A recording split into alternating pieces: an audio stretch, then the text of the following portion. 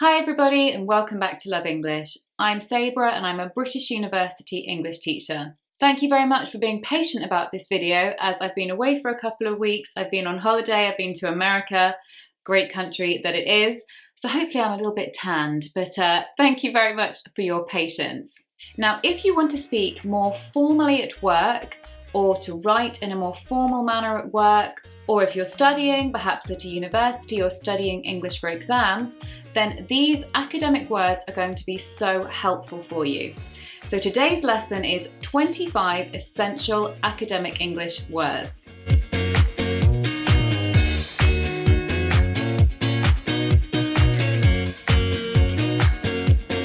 Before we get started, guys, we'd really like to tell you a little bit about the sponsor of this video, Lingoda. Now, Lingoda are an English language teaching network and they are one of our most valued partners, and we'd like to tell you a little bit more about them and all the different services they offer. Now, don't skip this part, guys. A great offer is coming, and also I'm going to give you some reasons that perhaps you haven't thought of that are going to encourage you to invest in getting a teacher.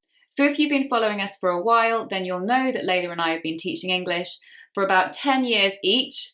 Quite scary. And so we feel that we do know a little bit about the language learning process. Now, what can happen with students that tend to learn by themselves is that although they might reach quite a good level and their vocabulary can be good and their understanding of grammar can be quite good, if they haven't been corrected by a teacher and if they haven't had that really personalised feedback which has helped them with some of their errors which they might not have noticed, then sometimes they can develop what is called fossilised errors, like this.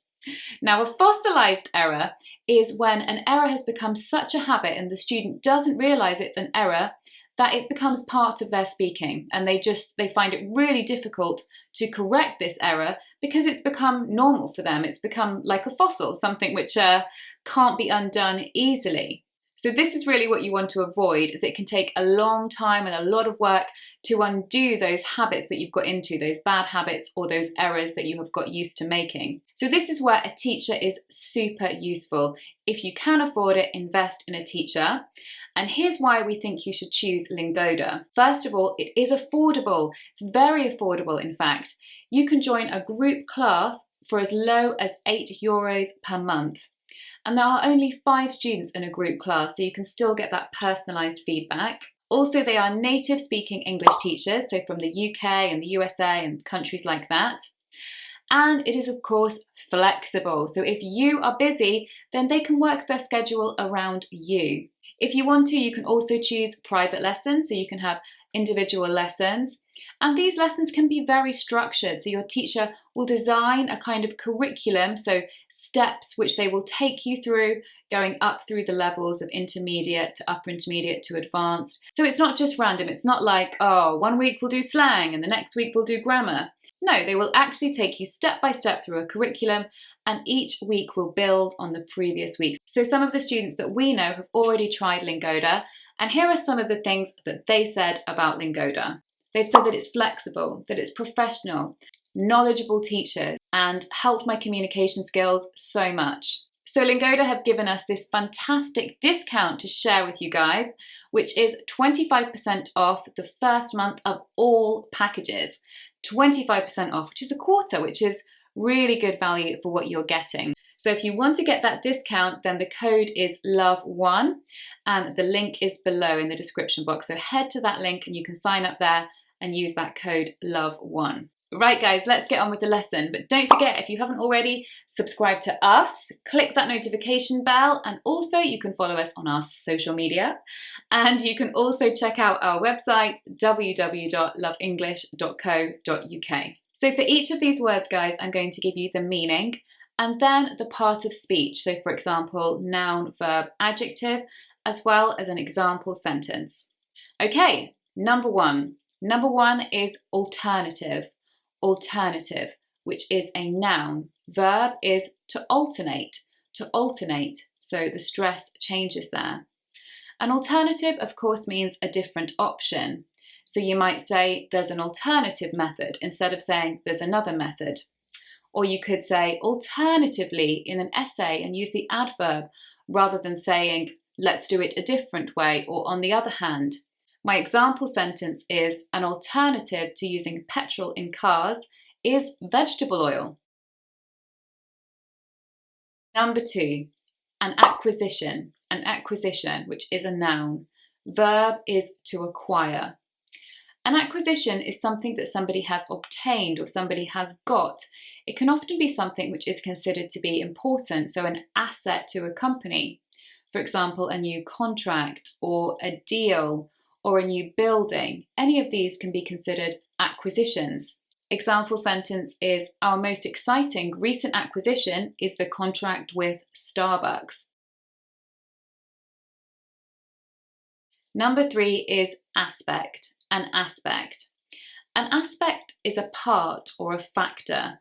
So you could say one negative aspect of moving to another country is that sometimes you can get culture shock.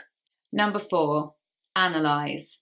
This is a verb. The noun is analysis, so the stress changes there.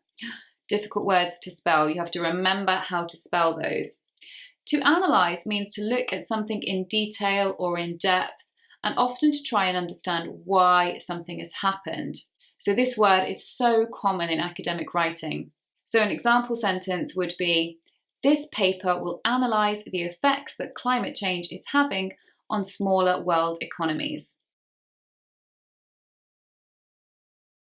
Now I have a little challenge for you guys. Do any of you know how you say the plural of analysis? What is the plural of analysis? If you do know it, then please leave it in the comments for me below and you will definitely get a thumbs up from me. Number 5 is a benefit or to benefit. Noun and verb are actually the same pronunciation.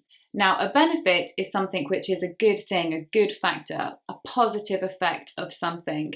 But we will not usually say this is a good thing in academic writing. We will say the benefits of using this approach are, or one of the benefits, or a possible benefit.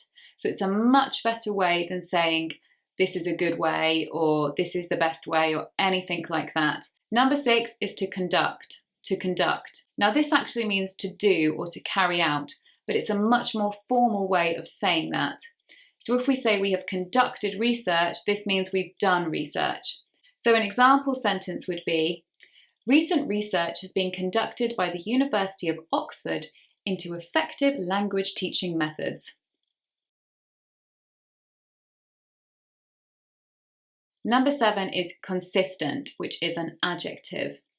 Now, consistent means that something is acting or behaving in the same way over a period of time. So we would say, this research is consistent with previous research, for example, which would mean that the research is the same. It's revealed the same findings. If we say rainfall has remained consistent throughout the year, we mean it stayed pretty much the same. Nothing too unusual, nothing that has varied too much from the previous pattern. Number 8 is context, which is a noun. The adjective is contextual. Now the context of something is actually what surrounds or is around a particular thing. So for example, if we say different words have different meanings in different contexts, we mean that in different sentences with different words around them, a word can change meaning. So the context is what surrounds a situation. Who knows what the verb is, guys? If you know the verb, then leave it in the comments below and you'll get that thumbs up from me. Number 9 is consequence, which is a noun. We also use this frequently in the adverb, which is consequently. Now the consequence is the result of something or the outcome. Now, for example, if you want to say in an essay, and then this happened, and then finally this happened, you can change this and you can say a consequence of this was, or one of the consequences. A great example sentence would be, the consequences of this recent space phenomenon have not yet been fully established. Number 10 is to contribute, which means to give, supply, or even add to. So you might say, losing my job contributed to my general feeling of unhappiness, or eating so much cake contributed to my weight gain. A more academic example would be, the contributions from various academics have really added to the veracity of this paper. Number 11 is crucial, which is an adjective. This means very important. If we say something is crucial, we really are emphasizing the importance of it. A synonym is vital, and an example sentence would be, it is crucial that we address the problem of climate change now. Number 12 is to correspond, to correspond. Now there are two meanings of this word, but one of the meanings is to have a close similarity. So to almost match, actually. So if you say this data corresponds with the findings from this data, you mean they almost match. There is a very close similarity between them. What they are revealing is essentially the same. The second meaning of to correspond is, of course, to communicate. We might, for example, say, I've corresponded with your colleague, and this means I've had some communication with your colleague. But it's quite a formal way to say that. Now, an example sentence with the first meaning is, the findings from early archaeologists on ancient Egypt correspond with what has also been found in the last decade. Number 13 is concept, a concept. Adjective is conceptual, conceptual. Now, a concept is an idea. It is something that is not in physical form yet. It has been conceived. It's an idea. An example sentence would be, the concept of virtual classrooms has now become a reality. Number 14 is established, established. There are many different meanings of this word, but essentially it means to set up or to put something in place, or something which has already matured and been accepted, for example. So if we say that this research is established, it means it's been around for a little while, it's accepted, for example. It's not something which is new and people are not sure about. But we can also talk about buildings, foundations, organisations being established. And this means set up or begun, actually. Number 15, bit of a hard one, this one, and it is hegemony. Hegemony. Hegemony means dominance, really. So if one group has hegemony over another group, it means it has dominance. We often use this word when we talk about political ideologies and social groups. We might say, for example, that capitalism has hegemony in many cultures at the moment. It means it has dominance. It's the dominant ideology, really. Number 16 is to indicate, to indicate. And this means to point towards or to suggest. Very common word in academic writing, much better than using show or anything like that. Indicate sounds much more formal and also a little bit more careful because it's saying it points towards this. It doesn't necessarily show it, but it suggests it. An example sentence would be, the pattern in these statistics has indicated that an economic boom is likely. Number 17 is impact. Usually in academic writing, we say something has an impact, and this means an effect. You'll often see something has a positive impact, a negative impact, or we might say the impact of, and then a noun. An example sentence would be, the positive impact of modern medicine has been felt around the world. Number 18 is to identify, to identify. Now, to identify can mean to understand the identity of something. For example, many people might identify a particular species of birds and insects and things like that. But in academic writing, we really mean that somebody has found something or they've understood something in more detail. If we say science has identified cancer-causing genes, it means they've found these and they've understood them in a much better way. So it can be used in a much broader way in academic writing. Number 19 is lack, a lack of something. Usually we use this in the phrase a lack of. Now instead of writing or saying there is not enough or a small number, you can say there is a lack. So for example, there is a lack of evidence on this matter. It's a much more academic way of saying not enough. Number 20 is perspective, perspective. And the verb is to perceive. Perspective is view, how you view something. So you might say my perspective is, or from my perspective. So a lovely phrase that you could use in your writing or speaking is one perspective on the matter is. Number 21 is significant, significant. And this means important or interesting. You can also say significantly, which is the adverb, and here you're really saying importantly or something which we need to pay attention to. Significant can also mean dramatic.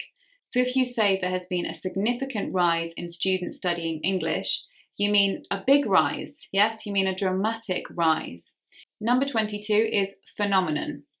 Phenomenon. Not always an easy word to say. Phenomenon, phenomenon, phenomenon. A phenomenon is really a thing, an occurrence, something that has happened. So if you say this phenomenon, you mean this thing that has happened, this fact, this circumstance, this thing. But it's a much more academic way of saying thing. Often when we talk about a phenomenon, it's because there's something interesting about it, something that is perhaps unusual or that we need to pay attention to. An example sentence would be, many theories have been put forward to explain this phenomenon. Number 23 is potential. Potential means possible, something that hasn't happened yet, but could happen. Often in academic writing and speaking, we use this for predicting or presenting what could happen. For example, a potential issue, a potential impact, a potential benefit. An example sentence would be, we want all our Love English followers to reach their full potential. Number 24 is a variable. A variable. And a variable is a changeable factor. So in experiments and in science and programming, you will often hear people talking about variables, and these are the changeable factors that can be involved. An example sentence would be, there are so many variables, so it's difficult to know how reliable the results will be. Number 25 is veracity. Veracity. And veracity means if something is true. So if we say the veracity of this research has been proved, we mean the truth of this research, how reliable and accurate it is, has been proved. So we might refer to things having veracity and things not having veracity. Okay, everybody, we've come to the end of our 25 essential academic words. I really hope those words help to raise the standard of your writing and speaking, sound more academic and formal, and perhaps a little bit more intelligent. Don't forget your homework, which I mentioned earlier in this lesson, and you can also try using any of these words in a sentence below and leave that for me in the comments and I will do my best to check them. As always, thank you so much for watching and we'll see you soon on Love English. Bye bye!